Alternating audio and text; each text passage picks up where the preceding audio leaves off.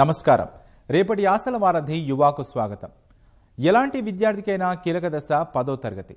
విద్యార్థులకు జీవితంలో మొట్టమొదటి సవాలు 10వ తరగతి పరీక్షల రూపంలో ఎదురవుతోంది. త్వరలో జరగనున్న ఈ పరీక్షలపై విద్యార్థులకు ఏవేవో సందేహాలు, మరెన్నో అపోహలు. సన్నద్ధం, సమయపాలన వంటి అంశాల్లో విలువైన సూచనలు ఇస్తూ 10వ తరగతి విద్యార్థులకు భరోసానిస్తోంది ఇవాల్టి యువ విజయీ భవ.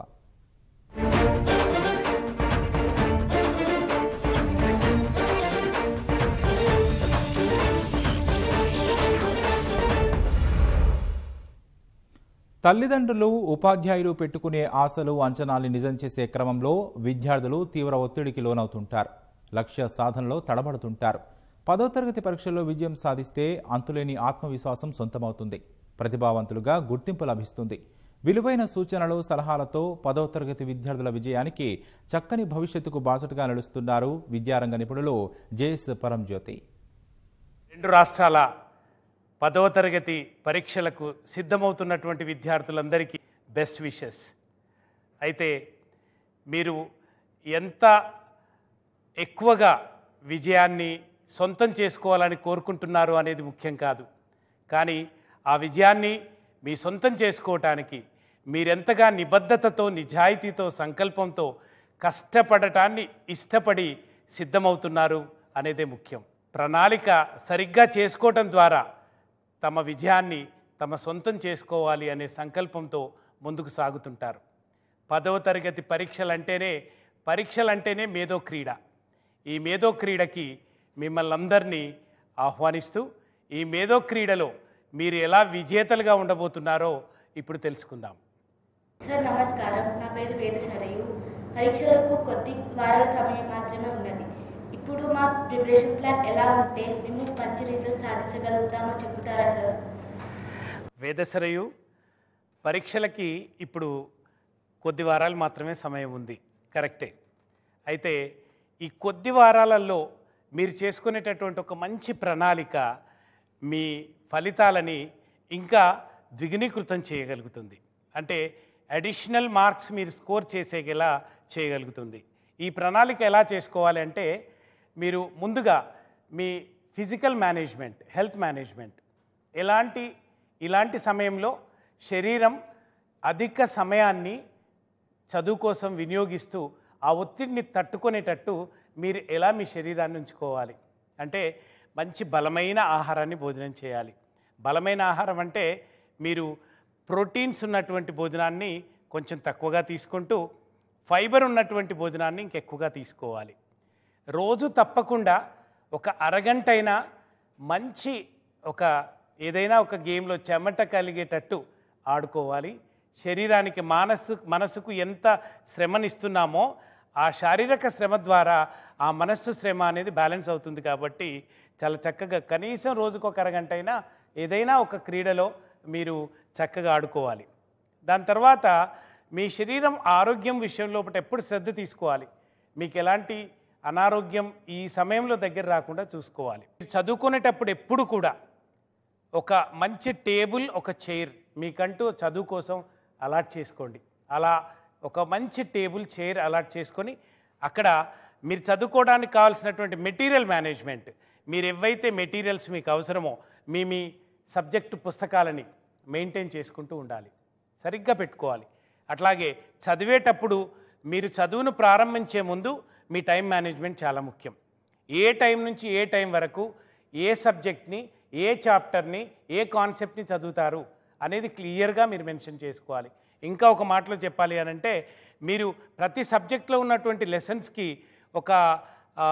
అంటే డిఫికల్టీ రేంజ్ని మీరు మెయింటైన్ చేసుకోవాలి. బాగా అవలీలగా ఉన్నటువంటి సబ్జెక్ట్ అనుకోండి, మీకు చాలా ఈజీగా అనిపించే సబ్జెక్టు ఒక బాక్స్ పెట్టుకోండి, అక్కడ దాన్ని మీరు టిక్ చేసుకోండి అది నేర్చుకోగానే. లేదు కొంచెం డిఫికల్ట్ అనుకోండి, 2 బాక్సులు, 3 బాక్సులు, 4 బాక్సులు అలా చెక్ బాక్స్ పెట్టుకోండి. పెట్టేసుకొని మీరు దాన్ని 2 సార్లు 3 సార్లు చదివినప్పుడల్లా ఒకసారి టిక్ చేసుకుంటూ వెళ్తే మీకు ఈ సబ్జెక్ట్ని, ఈ కాన్సెప్ట్ని, లెసన్ని నేను ఎన్నిసార్లు చదివాను అనే ఒక క్లారిటీ మీకు కలుగుతుంది. సార్, మేము ఎలాంటి వాతావరణంలో చదువుకుంటే మాకు ఉపయోగకరంగా ఉంటుంది? ఆఫియా, వాతావరణాన్ని 2 భాగాలుగా చూడొచ్చు మనం. ఒకటి మన మానసిక వాతావరణం, రెండోది మన చుట్టూ ఉండేటటువంటి పరిసరాల వాతావరణం.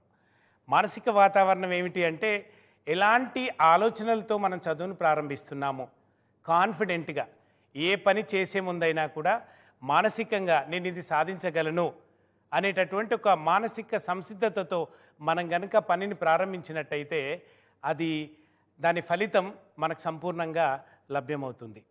లేదా ఒక డౌట్ఫుల్ మైండ్ తోటి నేను ఏం చదువుతానో లేదో, నాకు ఇది వస్తుందో లేదో అనేటటువంటి ఒక సెల్ఫ్ డౌట్తో ప్రారంభిస్తే మాత్రం మనం చేసేటటువంటి పనిలో ఎక్కువసేపే కూర్చుంటాము, కానీ ఫలితం మాత్రం తక్కువ వస్తుంది. ఇద్దరు వ్యక్తులు ఉన్నారనుకోండి, ఒక వ్యక్తి అనుమానంతో చదువు ప్రారంభించి గంటల తరబడి చదువుతాడు, ఒక వ్యక్తి నమ్మకంతో చదువు ప్రారంభించి కేవలం ఒక గంటే చదువుతాడు. ఈ ఇద్దరిలో ఎవరికి ఎక్కువ వస్తుందంటారు? నమ్మకంతో ప్రారంభించినటువంటి విద్యార్థికి ఎక్కువ లాభం కలుగుతుంది. అలాగే చుట్టూ ఉండేటటువంటి వాతావరణం, ఇంటి వాతావరణం, మీరు అంటే చదవడానికి ఎంచుకునేటటువంటి ఆ తరగతి గది లేదా స్టడీ రూమ్ వాతావరణం, ఒక మంచి టేబుల్ చైర్ వేసుకొని ఒక ఫోకస్డ్గా ఒక స్టడీ ల్యాంప్, టేబుల్ ల్యాంప్ పెట్టుకొని మీకు కావాల్సినటువంటి వస్తువులన్నీ చక్కగా పేర్చుకొని రిసోర్స్ మేనేజ్మెంట్ సరిగా పెట్టుకొని చదువుతున్నప్పుడు తినడానికి ఏమైనా కొంచెం అలాంటి స్నాక్స్ దగ్గరలో పెట్టుకొని వాటర్ కూడా చాలా ఫ్రీక్వెంట్గా వాటర్ తీసుకుంటూ ఉండాలి. ఎందుకంటే బ్రెయిన్కి ఎక్కువ ఆక్సిజన్ సప్లై కావాలి కాబట్టి నీళ్లు కూడా తరచుగా తీసుకుంటూ ఉండాలి. మంచి నీళ్ళని అందుబాటులో పెట్టుకోవటం. మీరు చదువుకునేటప్పుడు ఎలా అంటే నేను ఒక 20 నిమిషాలు నిరంకాటంగా చదువుకుంటాను, నేను ఓకే నాన్ డిస్ట్రాక్షన్గా చదువుకుంటాను అని చెప్పేసి ఆ 20 నిమిషాల సమయాన్ని నోట్ చేసుకొని ఏ సబ్జెక్ట్లో ఏ టాపిక్ చదవాలనుకుంటున్నారో దాన్ని చదివి ఆ చదివిన తర్వాత ఒక 2 లేదా 3 నిమిషాలు అంటే 10% టైం మీ స్టడీ టైంలో తర్వాత దాన్ని మీరు రికాల్ కోసం యూజ్ చేసుకోండి. నాకు ఈ సబ్జెక్ట్ వచ్చిందా, నేను ఈ సబ్జెక్ట్ నేర్చుకున్నానా, నేను ఈ సబ్జెక్ట్లో ఇప్పుడు నాకు గుర్తుందా అని వెంటనే మీరు రివిజన్ నోట్స్ లాగా రికాల్ నోట్స్ని రాసి చూసుకోగలిగినట్టయితే తప్పకుండా ఆ ఎన్విరాన్మెంట్, ఆ అలవాటు మీకు మంచి ఫలితాన్ని చేకూరుస్తుంది. నాకు అన్ని సబ్జెక్టులపై లెసన్లపై శ్రద్ధ, ఆసక్తి కలగాలంటే ఏం చేయాలి? వినోద్, మంచి ప్రశ్న అడిగావు. అన్ని సబ్జెక్ట్స్, అన్ని లెసన్స్, అన్ని కాన్సెప్ట్స్ కూడా ముఖ్యమైనవే. ఏది ఇది ముఖ్యంగా ఎక్కువగా ముఖ్యమైనది, ఇది తక్కువగా ముఖ్యమైనది అనేది ఏమీ లేదు.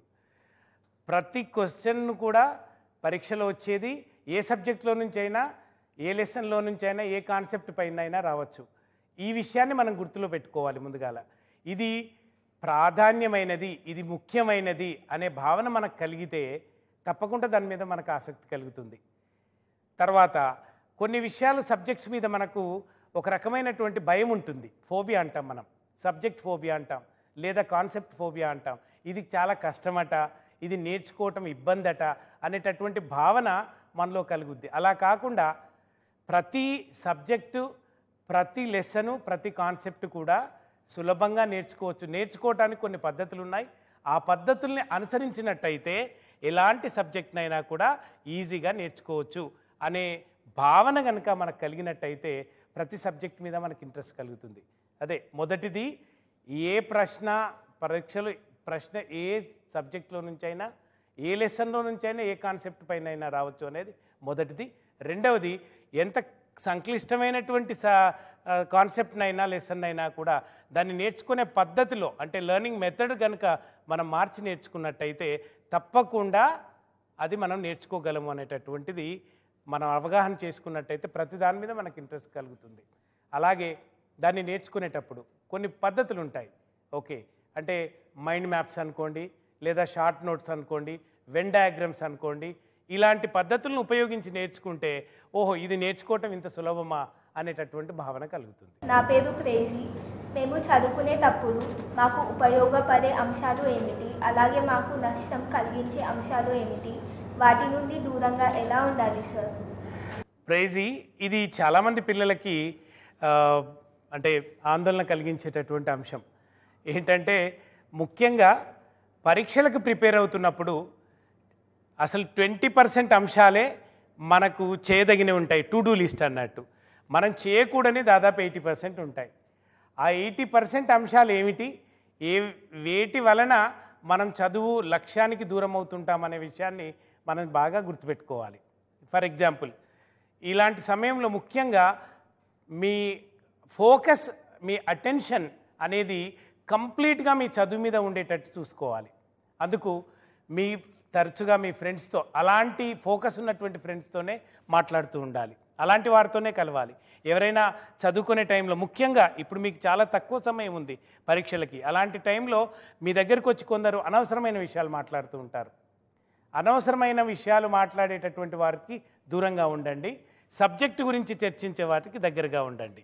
అలాగే సెల్ ఫోన్లు, టీవీ, తర్వాత ఫంక్షన్స్, ఇటువంటి మూవీసు, అనవసరమైనటువంటి కాలక్షేపం, ఇలాంటివన్నీ కూడా, అధిక నిద్ర, అనవసరమైనటువంటి చర్చలు లేదా వివాదాలు, ఆర్గ్యుమెంట్స్, వీటన్నిటికీ మీరు ఎప్పుడు దూరంగా ఉండాలి ఈ సమయంలో. ఇవన్నీ మీకు అనవసరమైనవి. అవసరమైనవి ఏమిటి అంటే సెల్ఫ్ టాక్, ఒక పాజిటివ్ సెల్ఫ్ టాక్. నేను చేయగలను, నేను ఇంతకుముందు చేశాను. నేను ఇందాకే మొదట్లో చెప్పినట్టు పరీక్షలు అనేది ఒక మేధో క్రీడ. ఒక ఆట ఆడటానికి మీరు ఎలా ఉత్సుకత చూపిస్తారో, ఎలా ఇంట్రెస్ట్ చూపిస్తారో, మీ ఫేసుల్లో ఆట అనగానే ఎంత బ్రైట్నెస్ వస్తుందో, పరీక్షలు అనగానే కూడా అటువంటి భావం వెళ్ళి విరియాలి. అలాంటి మానసిక స్థితికి అలవాటు పడినట్టయితే ఏ పరీక్షనైనా కూడా నేను అవలీలగా రాయగలను అనేటటువంటి మానసిక సంసిద్ధత తయారవుతుంది. పరీక్షల్లో అత్యుత్తమ ప్రతిభ చూపాలని ప్రతి 10వ తరగతి విద్యార్థి ఏడాది ప్రారంభం నుంచే కలలు కంటూ ఉంటారు. పరీక్షలు దగ్గర పడే సమయానికి అనేక రకాల అవరోధాలు, మరెన్నో సందేహాలు సవాలుగా నిలుస్తుంటాయి. సన్నద్ధానికి ఆటంకం కలిగిస్తుంటాయి. ప్రణాళిక అనే ఆయుధం ఉంటే వీటన్నింటినీ అధిగమించి విజేతలుగా నిలవవచ్చని అంటున్నారు విద్యారంగ నిపుణులు.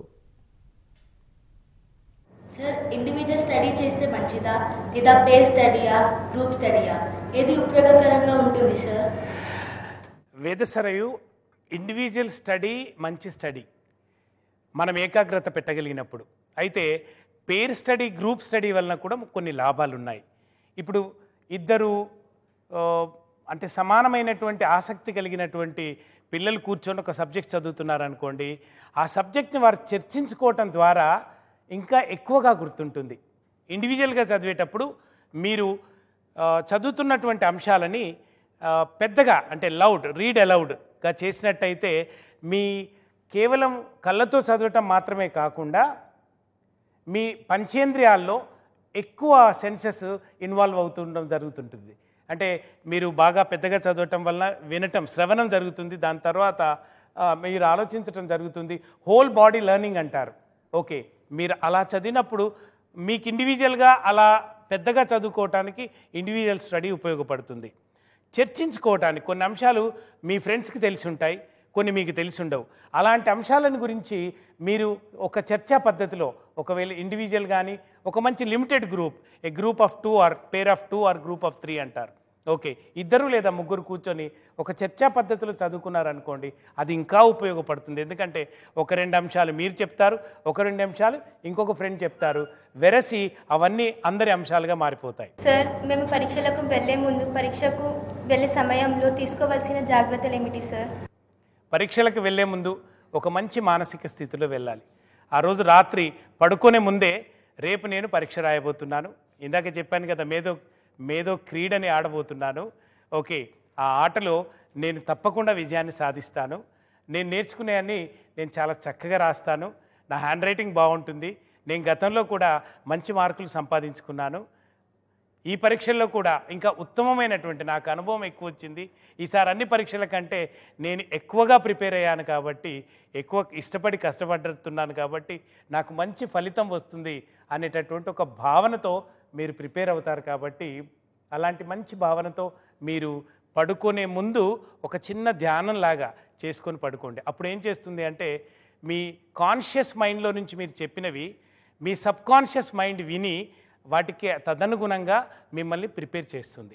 ఏది మర్చిపోకుండా మీరు పరీక్షకు తీసుకువెళ్లాల్సినటువంటి మెటీరియల్ అంతా తీసుకొని బయలుదేరండి.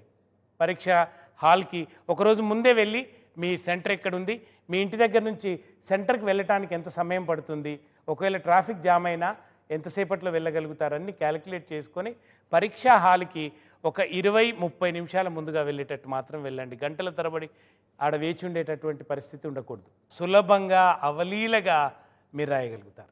ఎగ్జామ్ రాసేటప్పుడు మేము ఎలాంటి క్రమ పద్ధతులను పాటించాలి, అలాగే ఎగ్జామినర్ ఇంప్రెస్ అయ్యేటట్లు ఎలా రాయాలి? పరీక్షా పత్రాన్ని 2 సార్లు చదవాలి ఆశాంతం. ఎందుకు అంటే మొదటిసారి చదివేటప్పుడు మీరు ఒక పెన్సిల్తో కానీ పెన్తో కానీ అందులో ఉన్నటువంటి ప్రతి ప్రశ్నలో కొన్ని కీ పాయింట్స్ ఉంటాయి, కీ వర్డ్స్ ఉంటాయి. వాటిని అండర్లైన్ చేసుకోండి. డిస్క్రైబ్ అన్నాడు, డిస్క్రైబ్ని అండర్లైన్ చేసుకోండి. మెన్షన్ అన్నాడు, ఓకే, డిఫరెన్షియేట్ అన్నాడు. అలాంటి వాటిని అండర్లైన్ చేసుకొని వాటికి అనుగుణంగానే మీ ప్రశ్నలకు జవాబులను వెతుక్కోవాలి. చదివినటువంటి ప్రశ్నల్లో సీక్వెన్స్లో రాయటం మంచిది.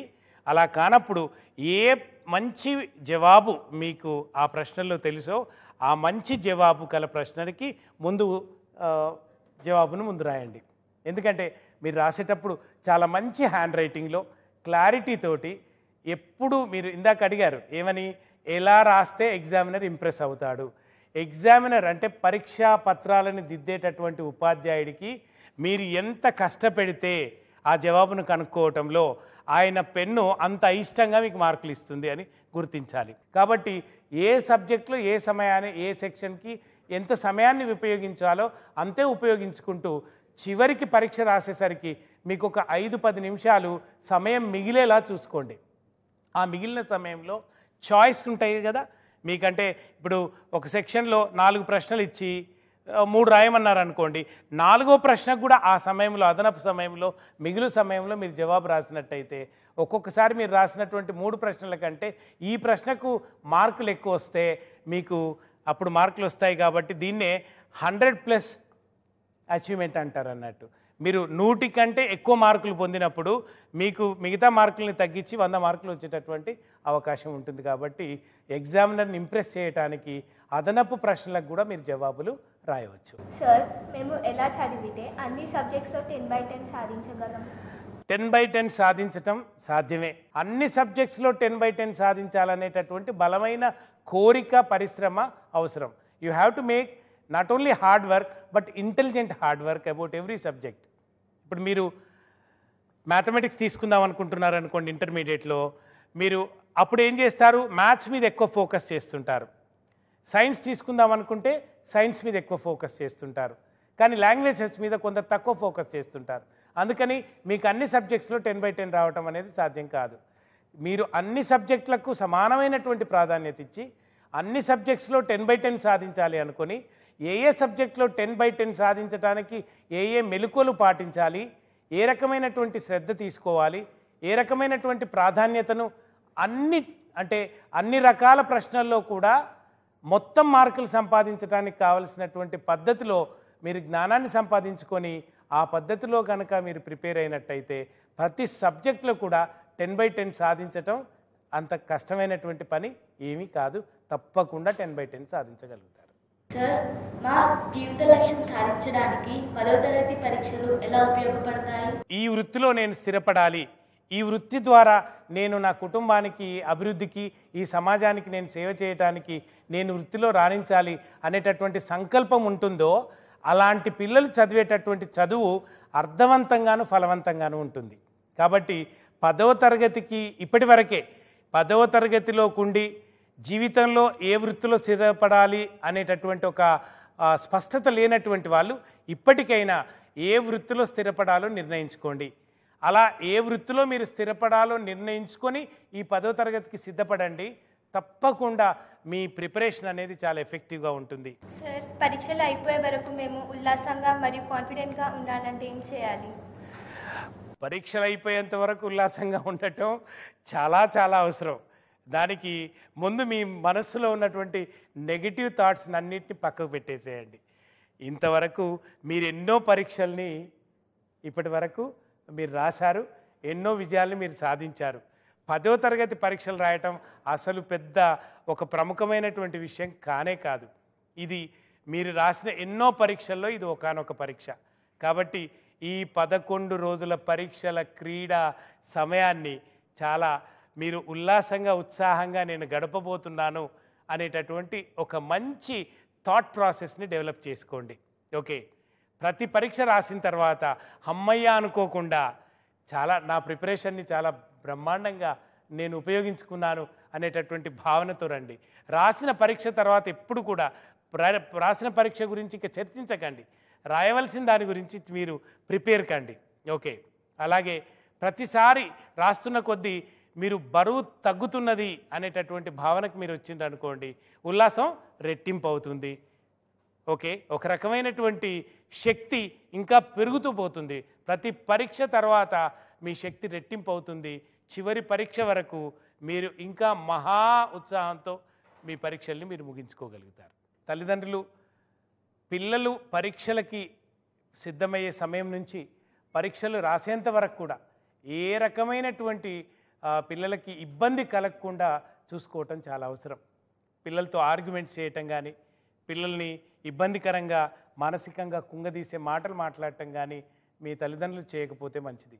తల్లిదండ్రులు ప్రోత్సాహకరమైనటువంటి మాటల్ని పిల్లలతో మాట్లాడండి. వారి సామర్థ్యాలను బట్టి వారు విజయం సాధిస్తారు అని చెప్పేసి నమ్మండి. ఉపాధ్యాయులు తల్లిదండ్రులు ఇద్దరూ కూడా మీరు ఇచ్చేటటువంటి ప్రోత్సాహం, మీరు చెప్పేటటువంటి మాటలు వారి మనస్సు మీద మంత్రంలా పనిచేస్తాయి అని మర్చిపోకండి. మీరు ఎంత ఎక్కువగా పిల్లల్ని ప్రోత్సహించేటటువంటి భాష ఉపయోగిస్తే, ఎంత ఎక్కువగా మీ క్వాలిటీ టైం వాళ్ళతో స్పెండ్ చేస్తే, వాళ్ళ చదువులో మీరు ఎంత ఎక్కువగా వారికి మీరు సహాయకారిగా ఉండగలిగితే అంత ఎక్కువగా వారు మంచి ఫలితాన్ని రాబట్టుకోగలుగుతారు. అంత స్థైర్యంతో వారు ఈ పరీక్షలకి ప్రిపేర్ కాగలుగుతారు. మా 10వ తరగతి పరీక్షలు అయిపోయిన తరువాత మేము మా సమయాన్ని ఎలా సద్వినియోగం చేసుకోవాలి? దీన్ని ఏమంటారు అంటే begin with the end in mind అంటారు. ఓకే, ఒక పనిని ప్రారంభించే ముందు ఆ పనిని నేను ఎలా ముగించబోతున్నాను, ముగించిన తర్వాత నేను ఆ సమయాన్ని ఎలా సద్వినియోగం చేసుకోబోతున్నాను అనే ఒక మంచి ఆలోచన, ప్రణాళిక మీకు అవసరం. పిల్లలు చాలా మట్టుకు 10వ తరగతి పరీక్షల వరకే వారి ప్రణాళికను సిద్ధం చేసుకుంటారు. కానీ మంచి పిల్లలు, తెలివికల పిల్లలు ఈ రోజుల్లో 10వ తరగతి తర్వాత, పరీక్షల తర్వాత కూడా మా సమయాన్ని మేము ఎలా సద్వినియోగం చేసుకోవాలి అనేటటువంటి ఒక ప్రణాళికతో ఉంటారు. అది మిమ్మల్ని బాగా ప్రోత్సహిస్తుంది, మిమ్మల్ని ఇంకా పరీక్షలకు బాగా ప్రేరేపిస్తుంది అనేది గుర్తుంచుకోండి. పరీక్షల తర్వాత అమ్మ నాన్నతో కలిసి ఏదైనా మీకు ఇష్టమైనటువంటి ప్రదేశానికి వెళ్ళండి. వీలైతే అమ్మమ్మ దగ్గరికి, తాతయ్య దగ్గరికి, విలేజెస్కి వెళ్ళండి. విలేజ్ వాతావరణంలో కొద్దిసేపు గడపండి. అక్కడి పంట పొలాల మధ్యన, అక్కడి గ్రామీణ వాతావరణంలో ఆ మనుషుల మధ్యన సమయాన్ని స్పెండ్ చేయండి. భారతదేశపు ఆయు పట్టంతా కూడా గ్రామాల్లో ఉంది అని మర్చిపోకండి. రేపు భవిష్యత్తులో అంటే మీరు ఏ వృత్తిలో ఉన్నప్పటికీ కూడా మీరు గ్రామాల కోసమైనా డైరెక్ట్గానో ఇండైరెక్ట్గానో పనిచేస్తారు. అలాగే గ్రామాల వల్లనైనా అక్కడ వచ్చేటటువంటి వ్యవసాయ ఉత్పత్తుల ద్వారానైనా మీరు జీవిస్తారు. కాబట్టి గ్రామాలతో అనుబంధాన్ని పెంచుకోండి. గ్రామాల్లో ఉన్నటువంటి పిల్లలు మీ పట్టణాల్లో ఉన్నటువంటి మీ బంధువుల ఇంటికి వెళ్ళండి. కొద్దిసేపు పట్టణాల్లో సమయాన్ని స్పెండ్ చేయండి. అలా ఒక వారం రోజులు ఈ పరీక్షల ఒత్తిడి నుంచి ఒక మంచి ఈ క్రీడా సమయం తర్వాత మీరు ఎలా రిలాక్స్ అవుతారో అలా రిలాక్స్ కాండి.